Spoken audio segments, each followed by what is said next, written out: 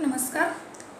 आज आपण इतिहासाचा दुसरा पाठ इतिहास लेखन भारतीय परंपरा या पाठाचा आपण अभ्यास करणार आहोत. आता मागचा जो पाठ होता इतिहास लेखन पाश्चात्य परंपरा, या पाठामध्ये आपण काय शिकलो तर इतिहास म्हणजे काय, त्याच्यानंतर इतिहास लेखन जे आहे ते इतिहास लेखनाची व्याख्या आपण पाहिलेली आहे आणि इतिहास लेखन कशा प्रकारे केलं पाहिजे, चिकित्सक वृत्तीनं कसं केलं पाहिजे यासंबंधी पाश्चात्य जे काही इतिहासकार आहेत त्या पाश्चात्य इतिहासकारांचं आपण सिद्धांत किंवा त्यांचे विचार आपण मागच्या पाठामध्ये पाहिले होते.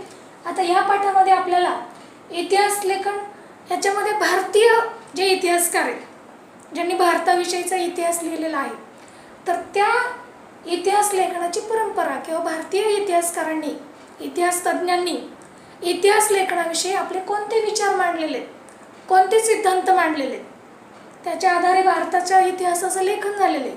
तर त्याची माहिती आपण या पाठामध्ये पाहणार आहोत.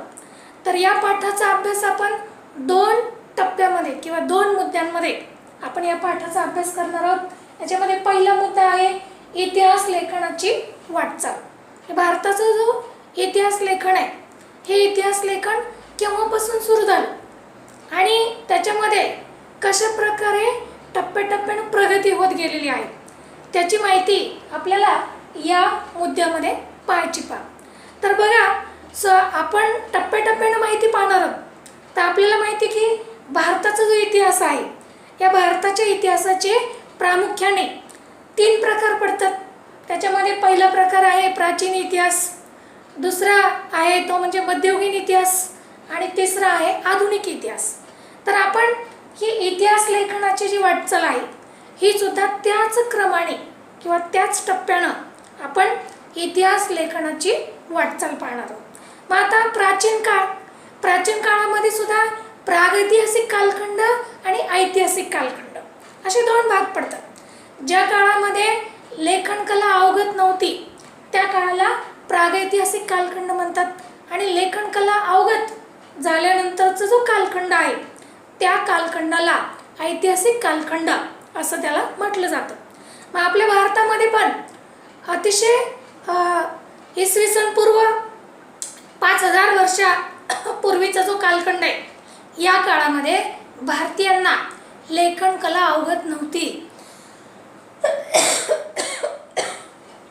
तर या काळामध्ये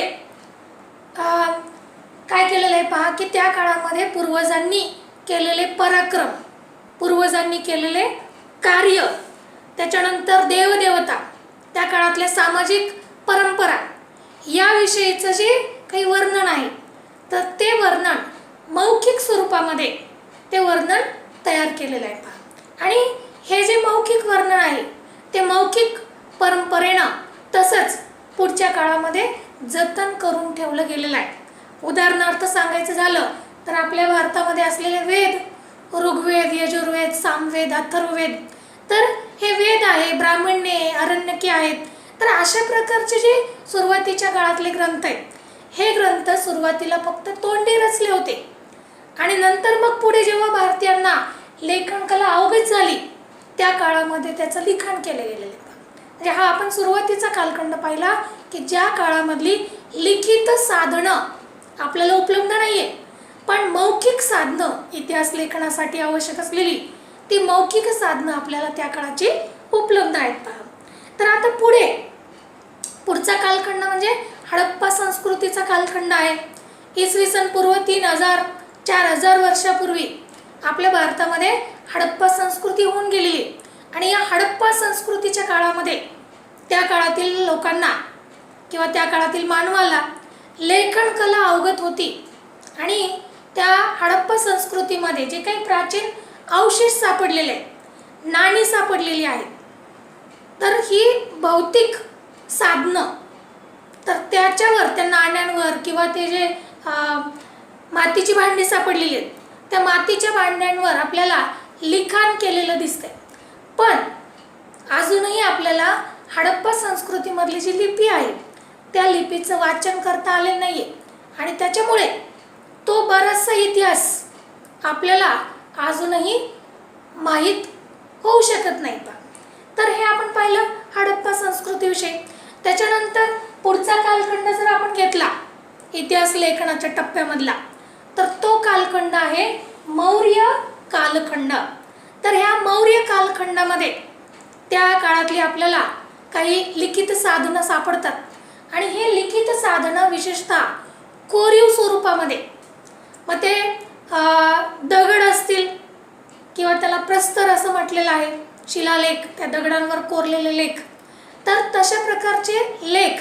त्याच्यानंतर स्तंभालेख, जसं आपल्याला अशोक स्तंभ माहिती आहे, मौर्य काळामधला अशोक, सम्राट अशोक हा राजा होऊन गेलेला आहे आणि जास्तीत जास्त ही अशोकाच्याच काळामधली लिखित साधनं कोरीव स्वरूपामध्ये आपल्याला उपलब्ध झालेली आहेत. आणि ही साधनं दगडावर लिहिलेले शिलालेख, त्याच्यानंतर स्तंभालेख, अशा स्वरूपामध्ये ही साधनं आपल्याला उपलब्ध होऊ शकतात आणि त्याच्यावरून, त्या लिखित साधनांवरून आपल्याला त्या काळचा इतिहास, त्या राजांनी काय पराक्रम केलेले आहे, त्या काळची सामाजिक परिस्थिती कशी होती, याची बरीचशी माहिती आपल्याला त्या साधनांवरून उपलब्ध होते पहा.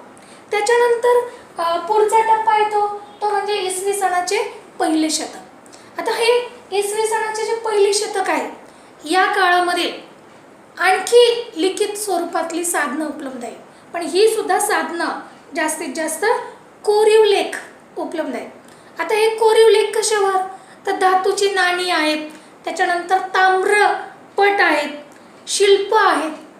तर या शिल्पांवर, मूर्त्यांवर, त्याच्यानंतर ताम्रपटांवर, तांब्याचा पत्रा, त्या तांब्याच्या पत्रावर कोरीव स्वरूपामध्ये त्या काळामध्ये म्हणजे इसवी सणाच्या पहिल्या शतकामध्ये सुद्धा लिखाण केलेलं आपल्याला आढळून येतो पहा. मग हे अशा प्रकारचं जे लिखाण आहे, किंवा या सगळ्या लिखाणामधून आपल्याला त्या काळामधील राजे कोणते होऊन गेलेले आहेत, त्या राजांचा कालखंड कोणता होता, त्यांनी कुठपर्यंत राज्य विस्तार केलेला आहे, त्या काळातली राजकीय व्यवस्था कशी होती, सामाजिक परिस्थिती कशी होती, धार्मिक व्यवस्था कशी होती, त्या काळातलं हवामान, त्या काळातली आर्थिक परिस्थिती, तर या अनेक गोष्टींचा उल्लेख त्या काळातल्या नाण्यांवर, ताम्रपटावर आपल्याला अशा प्रकारचे उल्लेख सापडतात. त्याच्यामध्ये सोहगौडा येथील एक ताम्रपट उपलब्ध झालेला आहे आणि या ताम्रपटामध्ये तांब्याच्या पत्र्यावर जे काही लेखन केलेलं आहे, ब्राह्मी लिपीमधले ते लेखन आहे. तर या लेखनामध्ये त्याचा भाषा तज्ज्ञांनी जेव्हा अर्थ लावला तेव्हा असं लक्षात आलं की कदाचित त्या काळामध्ये जो दुष्काळ पडला होता, त्या दुष्काळावर कशा प्रकारे उपाययोजना केली पाहिजे याच्या संबंधीचा तो लेख असावा, असं तज्ज्ञांचं मत आहे. मग अशा प्रकारे आपण पाहिलं की इसवी सणाच्या पहिल्या शतकामध्ये ताम्रपट, नाणी, त्याच्यानंतर शिल्प याच्यावर कोरीव काम आढळतं पहा. आणि याच्याच पुढचा जो कालखंड आहे, या काळामध्ये पुढे मग लिखित ग्रंथ लिहायला सुरुवात, लिखित ग्रंथ सापडायला या काळातील सुरुवात झालेली पहा. आणि मग याच्यामध्ये अनेक साहित्य लिहिले गेले इसवी सणाच्या पहिल्या शतकाच्या नंतर, अनेक प्रकारचं साहित्य. मग त्याच्यामध्ये धार्मिक साहित्यामध्ये रामायण, महाभारत, त्याच्यानंतर बौद्ध धर्मग्रंथ, जैन धर्मग्रंथ, तर अशा प्रकारचे धार्मिक साहित्यावरील ग्रंथ या काळातील उपलब्ध आहेत पहा. आणि या काळामध्येच परकीय प्रवासी येऊन गेलेले आहेत भारतामध्ये आणि या परकीय प्रवाशांनी भारतामध्ये फिरत असताना त्यांनी जे काही भारतामधलं सामाजिक जीवन पाहिलं, तर त्याचं वर्णन या परकीय प्रवाशांनी आपल्या प्रवास वर्णनांमध्ये केलेलं आहे. आणि ही त्यांची जी प्रवास वर्णन आहेत ती सुद्धा भारताच्या इतिहास लेखनाची साधने म्हणून आजच्या काळामध्ये त्याचा उपयोग होऊ शकतो. त्याच्यानंतर आता पुढे आपल्याला पाहायचंय तर हर्षवर्धनाचा कालखंड आहे, म्हणजे प्राचीन युगाचा शेवटचा काळ, म्हणजे राजा हर्षवर्धन, त्या हर्षवर्धनाचा कालखंड आहे. आणि या हर्षवर्धनाचा जो इतिहास आहे तो बाणभट्ट नावाचा एक कवी आहे, त्या कवीनं या हर्षवर्धनाच्या जीवनावर हर्षचरित नावाचं एक काव्य लिहिलेलं आहे. आणि त्या काव्यामधून हर्षवर्धन हा राजा आणि त्या राजाची पण माहिती आपल्याला मिळते आणि त्या काळामधली सामाजिक परिस्थिती, आर्थिक परिस्थिती, धार्मिक जीवन, सांस्कृतिक जीवन, तर याची पण माहिती आपल्याला या बाणभट्टाच्या हर्षचरित नावाच्या ग्रंथामधून आपल्याला आढळून येते मग अशा प्रकारे आपण प्राचीन काळामध्ये इतिहास लेखनाची कोणत्या प्रकारची साधनं उपलब्ध आहेत त्याची माहिती आपण पाहिली. आता प्राचीन काळाच्या नंतर पुढचा काळ येतो तो म्हणजे मध्ययुगीन काळ. तर ह्या मध्ययुगीन काळामध्ये कोणकोणत्या इतिहासकारांनी इतिहास लेखन केलेलं आहे तर त्याची माहिती आता आपण पुढे पाहूया. तर मध्ययुगीन काळाचा सुरुवातीचा जो कालखंड आहे म्हणजे इसवी सनाच्या 12व्या शतकाच्या सुरुवात आधीचा कालखंड, तर या काळामध्ये कल्हण नावाचा एक कवी होऊन गेलेला आहे. तर ह्या कल्हणाने काय केलेलं आहे पहा, तर राजतरंगिणी नावाचा ग्रंथ लिहिलेला आहे. आता हा राजतरंगिणी नावाचा जो ग्रंथ आहे कवी कल्हण याचा हा ग्रंथ इतिहासाच्या दृष्टीनं अतिशय महत्त्वाचा आहे. तर या राजतरंगिणी नावाच्या ग्रंथामध्ये कशाची माहिती लिहिलेली त्यांना, तर यानं काश्मीर नावाचं जे राज्य होतं त्या काश्मीरचा जो राजा आहे त्या राजाची पूर्ण वंशावळ ही 12व्या शतकामध्ये त्यानं ग्रंथ लिहिला. त्याच्या आधीपासून त्या राजाचे जे काही पूर्वज आहेत त्या सर्वांचा इतिहास आणि काश्मीरचा इतिहास त्यानं आपल्या या ग्रंथामध्ये लिहून काढलेला आहे. आणि हा सगळा अतिशय प्राचीन काळापासून पार त्या काश्मीरच्या राजाची उत्पत्ती केव्हापासून झाली तिथपासूनचा इतिहास कल्हणाने शोधून काढला 12व्या शतकाच्या आधी आणि तो सगळा इतिहास त्यानं आपल्या राजतरंगिणी नावाच्या ग्रंथामध्ये त्यानं दिलेला आहे. आणि विशेष म्हणजे त्यानं त्याच्यामध्ये सांगितलंय की हा इतिहास लिहित असताना काय केलेलं आहे पहा, तर अनेक कोरीव लेख, त्याच्यानंतर ग्रंथ, राजाच्या वंशावळी, नाणी, प्राचीन वास्तूंचे अवशेष ह्या सगळ्याचा चिकित्सकपणे अभ्यास करून मी हा ग्रंथ लिहिलेला आहे असं त्यानं याच्यामध्ये सांगितलेलं आहे. आणि आधुनिक काळामधले जे इतिहासकार आहेत जे असं म्हणतात की इतिहास लेखन करत असताना इतिहासाची जी साधनं आहेत त्या साधनांचा चिकित्सकपणे अभ्यास केला पाहिजे असं जे म्हटलं जातं. तर त्या आधुनिक संकल्पनेशी बरंचसं संकल्पनेला सुसंगत अशा प्रकारचं लिखाण हे कल्हण यानं आपल्या त्या ग्रंथामध्ये केलेलं आपल्याला दिसून येतं. त्याच्यानंतर पुढे भारतामध्ये मुस्लिमांची राजवट आली. तर या मुस्लिमांच्या राजवटीमध्ये त्या सुरुवातीला सुलतान होते, त्याच्या पुढच्या काळामध्ये बादशहांचं राज्य होऊन गेलं आपल्या भारतावर. तर सुरुवातीला जे सुलतान होते त्या सुलतानांच्या पदरी इतिहास लेखन करणारे इतिहासकार होते. आणि हे जे इतिहासकार होते त्यांच्यावर फारसी आणि अरबी जे इतिहासकार होते त्यांचा प्रभाव या मुस्लिम इतिहासकारांवर होता असं आपल्याला म्हणता येईल. तर आता याच्यामध्ये जे काही इतिहासकार होऊन गेले सुलतानशाहीच्या काळामध्ये त्याच्यामधला एक इतिहासकाराचं नाव आपल्याला इथं दिलेलं आहे. त्याचं नाव आहे जियाउद्दीन बर्नी नावाचा हा इतिहासकार आहे. आणि त्यानं तारीख-ई-फिरोजशाही नावाचा ग्रंथ या जियाउद्दीन बर्नी यानं लिहिलेला आहे. आणि हा जो ग्रंथ आहे इतिहास लेखनाच्या दृष्टीने अतिशय महत्त्वाचा आहे. त्यानं काय केलेलं आहे पहा, तर आपल्या ग्रंथामध्ये इतिहास लेखनाचा हेतू त्यानं त्या ग्रंथामध्ये स्पष्ट केलेला आहे. आणि त्यानं असं सांगितलंय की इतिहासकाराचं कर्तव्य फक्त राजाचा पराक्रम लिहिणे, राजानं केलेलं राजकारण, त्याची मुत्सद्देगिरी एवढंच हे सगळं लिहिणं एवढंच कर्तव्य नाही आहे. तर मग काय कर्तव्य आहे, तर त्या राजाच्या पदरी किंवा त्या राजाच्या समकालीन जे काही विद्वान होऊन गेलेले आहेत, त्याच्यानंतर संत होऊन गेलेले आहेत आणि क्षेत्रामधले जे तज्ज्ञ होऊन गेलेले तर त्यांचा म्हणजे विद्वान व्यक्ती, अभ्यासक, साहित्य, संत, तर या सगळ्यांची सुद्धा उल्लेख आणि या सगळ्यांचा सांस्कृतिक जीवनावर काय परिणाम झालेला आहे तर त्याचीही माहिती ग्रंथामध्ये किंवा इतिहास लेखनामध्ये असली पाहिजे, असं याचं म्हणणं आहे. म्हणजे फक्त राजाचा पराक्रम, राजाचं कल्याणकारी धोरण एवढंच लिहून इतिहास संपत नाही. तर त्या राजाच्या काळामधल्या ज्या विद्वान व्यक्ती आहेत, अभ्यासक आहेत, संत आहेत, त्यांचा समाजाच्या सांस्कृतिक जीवनावर काय परिणाम पडलेला आहे त्याची माहिती या ग्रंथामध्ये द्यायला हवी, असं त्यानं म्हटलेलं आहे. आणि बर्नीचा, जियाउद्दीन बर्नीचा हा जो विचार आहे, या विचारामुळे काय झालं, इतिहास लेखनाची व्याप्ती वाढलेली आहे. म्हणजे फक्त राजा, त्या राजानं केलेले पराक्रम, त्याचे पुढचे वंशज एवढंच नाही, तर त्या राजाच्या काळामधील संत, विद्वान व्यक्ती, त्यांचा समाजावर झालेले परिणाम, ह्या सगळ्यांची माहिती लिहिली पाहिजे. म्हणजेच इतिहासाची व्याप्ती वाढलेली आहे जियाउद्दीन बर्नीच्या लेखनामध्ये. आपल्याला याचा प्रत्यय येऊ शकतो. त्याच्यानंतर आता पुढे मुघल राज्यकर्ते किंवा मुघल बादशाह आले. ह्या मुघल बादशहांच्या दरबारामध्ये जे इतिहासकार होते, त्या इतिहासकारांनी काय केलेलं आहे पहा, की त्यांनी सुद्धा इतिहास लिहिलेला आहे. तर त्या इतिहासकारांनी मात्र काय केलेलं आहे, की राज्यकर्त्यांची स्तुती आणि राज्यकर्ते जे आहेत, तो बादशहा, त्याच्या प्रती आपली निष्ठा किती आहे ते दाखवण्यासाठी प्रसंगी फक्त त्या राजानं केलेल्या चुकांवर पांघरून घालायचं आणि त्या राजानं केलेलं चांगलं काम आणखी चढवून त्या कामाचं वर्णन करायचं, की ज्याच्यामुळे राजा काय होणार, खुश होणार.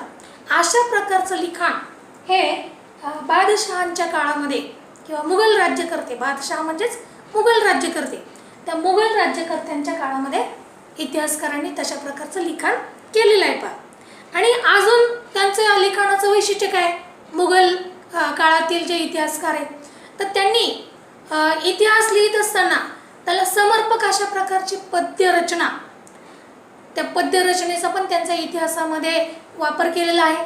त्याच्यानंतर वेगवेगळी चित्र, त्या चित्रांचा पण इतिहास लेखनामध्ये वापर केलेला आपल्याला दिसून येतो पहा.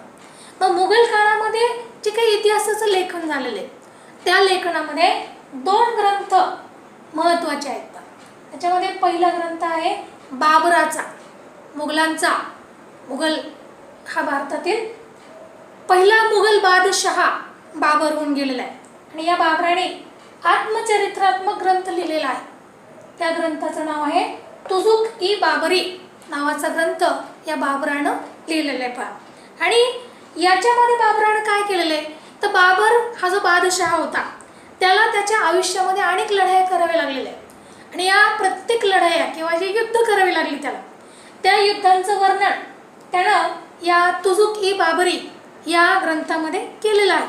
आणि हे वर्णन करत असताना त्याला लढाया करण्यासाठी, नवीन नवीन राज्य जिंकण्यासाठी वेगवेगळ्या प्रदेशामध्ये तो फिरलेला आहे, वेगवेगळ्या शहरामध्ये तो गेलेला आहे आणि वेगवेगळ्या शहराचं, त्याच्यानंतर त्या प्रदेशाचं त्यानं आपल्या ग्रंथामध्ये अतिशय बारकाईनं निरीक्षण करून त्याची माहिती आपल्या ग्रंथामध्ये, म्हणजे त्या शहराची आर्थिक व्यवस्था कशी होती, त्या शहरामधील सामाजिक जीवन कसं होतं, त्या शहराची भौगोलिक परिस्थिती कशी आहे, तर अशा तिथला निसर्ग, ह्या सगळ्याचं त्यानं बारकाईनं निरीक्षण केलेलं आहे आणि अतिशय बारकाईने निरीक्षण करून त्यानं आपल्या ग्रंथामध्ये त्याचं वर्णन केलेलं आहे.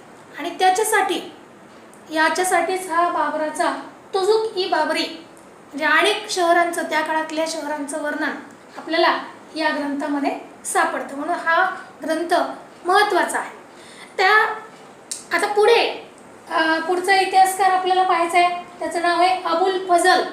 हा अबुल फजल जो होता तो सम्राट अकबर जो होता मुघल बादशहा, तर या मुघल बादशहाच्या दरबारामध्ये इतिहासकार म्हणून हा अबुल फजल होता आणि यानं ग्रंथ लिहिलेला आहे, त्याचं नाव आहे अकबरनामा. या अकबराच्या काळामध्ये ज्या काही घडामोडी घडल्या, अकबराने जे काही पराक्रम केलेले आहेत, त्या सगळ्याचं वर्णन आपल्याला या ग्रंथामध्ये दिसून येतं पहा. आणि एक आहे की हा जो अबुल फजल आहे, हा अबुल फजल त्यानं काय केलेलं आहे पहा, तर त्यानं इतिहास लेखन कसं करावं याच्याविषयी आपले काही विचार त्या ग्रंथामध्ये मांडलेले आहेत पहा. तर त्यानं सांगितलं की इतिहास लेखन करत असताना जी काही कागदपत्र आहेत, त्या कागदपत्रांच्या नोंदी, त्याच्यानंतर ती कागदपत्र विश्वासार्ह आहे की नाही त्याच्या अधिकृत नोंदी आहेत की नाही, त्या सगळ्या ते कागदपत्र विश्वास ठेवण्यायोग्य आहे की नाही, ह्या सगळ्याची छाननी करून मगच आपण इतिहास लिहिलेला आहे, असं ह्या अबुल फजल यानं सांगितलेलं आहे पहा. आणि अबुल फजलचं जे लिखाण आहे ते कसं सापडतं आपल्याला, तर पूर्वग्रह विरहित आहे. तर याच्यावर जसे आपण मागे मी तुम्हाला सांगितलं की मुघल इतिहासकार होते, त्यांनी राजाबद्दलची निष्ठा, त्या राजाचा केलेला काय तोंडपुंजेपणा म्हणून, तर तसा प्रकार या अबुल फजलच्या लिखाणामध्ये कमी असलेला आपल्याला दिसतो.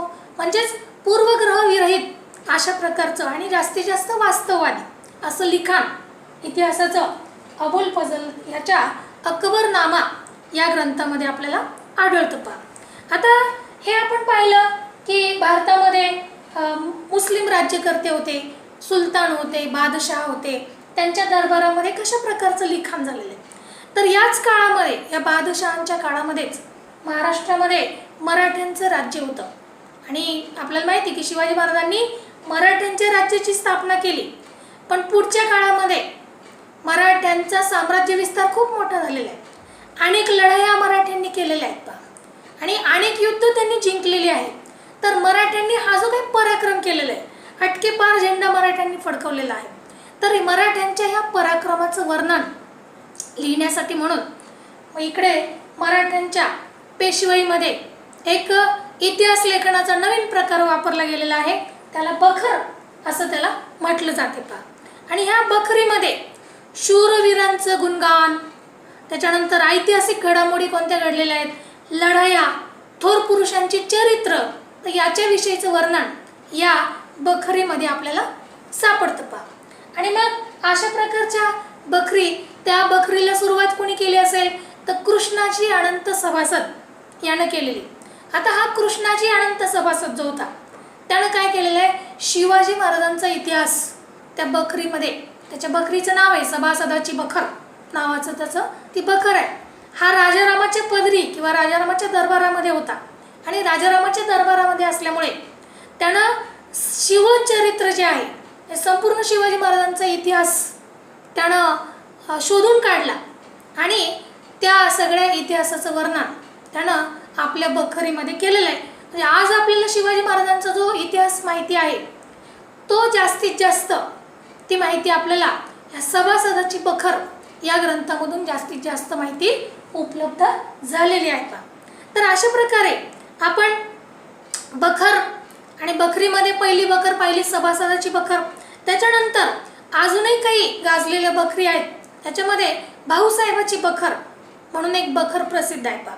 आता भाऊसाहेब कोण होते तर सगळ्यांना माहिती आहे, पानिपताची जी तिसरी लढाई झाली, मराठे आणि अहमदशाह अब्दाली यांच्यामध्ये जी लढाई झाली, त्या लढाईमध्ये मराठ्यांचा सेनापती सदाशिव भाऊ होते. आणि या लढाईमध्ये सदाशिव भाऊनं जो पराक्रम केलेला आहे त्या पराक्रमाचं वर्णन या भाऊसाहेबांच्या बखर या बखरीमध्ये आपल्याला आढळते पहा. आणि एकतर त्यांच्या पराक्रमाचं वर्णन आणि पानिपतच्या लढाईचं वर्णन त्या बखरीमध्ये आपल्याला सापडतं. आणि या पानिपताची जी लढाई झाली, अतिशय मोठी लढाई होती ती मराठ्यांच्या इतिहासामधली, आणि त्याच्यामुळे पानिपताच्या लढाईवर एक स्वतंत्र अशी बखर लिहिली गेलेली आहे, तिचं नाव आहे पानिपतची बखर नावाची आणखीन एक बखर या काळामध्ये लिहिले गेलेली पहा. तर आणखी या काळामध्ये होळकरांची कैफियत नावाची एक बखर होती. तर या बखरीमध्ये होळकर घराणं जे होतं, मल्हारराव होळकरांपासून त्यांची सून अहिल्याबाई होळकर, पुढे यशवंतराव होळकर, तर यांच्या होळकर घराण्यामध्ये जो काही त्यांनी पराक्रम केलेला आहे त्याचं पूर्ण वर्णन आपल्याला होळकरांची कैफियत या बखरीमध्ये आपल्याला आढळून येतं पहा. तर अशा प्रकारे ह्या ज्या बखरी आहेत, ह्या बखरी कधी चरित्रात्मक होत्या, कधी वंश परंपरा त्याच्यामध्ये लिहिलेली आहे, प्रसंगाचं वर्णन करणाऱ्या होत्या, जसं पानिपतची लढाई आपण म्हणू, आणि त्याच्यानंतर आत्मचरित्रपर होत्या, कैफियत मांडणाऱ्या सुद्धा या बखरी होत्या, राजनीतीपर होत्या, पौराणिक होत्या. असे वेगवेगळे विषय या बखरकारांनी हाताळलेले आपल्याला आढळून येतात.